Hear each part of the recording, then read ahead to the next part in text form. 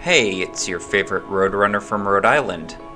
This channel is all about connecting with nature via transit, so today we are visiting a nature preserve on the outskirts of Boston called Fowl Meadow. Fowl Meadow is within walking distance of the MBTA commuter rail. It is closest to the Reedville station, but it can also be accessed from beautiful Hyde Park if you don't mind walking a couple of miles. Fowl Meadow has an interesting story of almost being turned into a highway. In 1967, there was a proposal to extend Interstate 95 right through the middle of Fowl Meadow. If constructed, it would have gone through the preserve and then followed where the MBTA's Orange Line currently is. The project was canceled in 1972, however, due to public disapproval. At the trailhead, there is a kiosk with a nice little map. There is one main path that goes through the middle of the preserve called the Burma Road Trail, and then there are an assortment of side trails as well. The trails at this preserve also connect to other parts of the Blue Hills Reservation.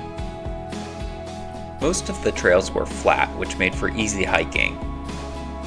There were nice assortments of wildflowers.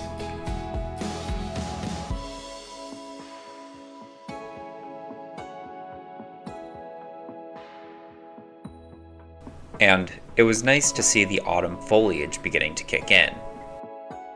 Some spots of the trails were a bit overgrown with vegetation, so if you're planning on visiting, you would be wise to check yourself for ticks when you are done.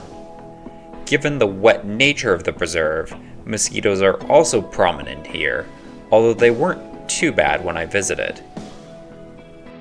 The bird activity was pretty quiet on the day that I visited. There were mostly just the normal suspects. However, I did manage to stumble into a barred owl. Since these birds are sensitive to disturbance by people, especially during daytime hours, I kept my distance and didn't view it for very long. In the water, I was able to find plenty of turtles and some wood ducks. And that's pretty much all I have for you today. I'm keeping this video on the shorter end, but hopefully there is still something interesting in it for you.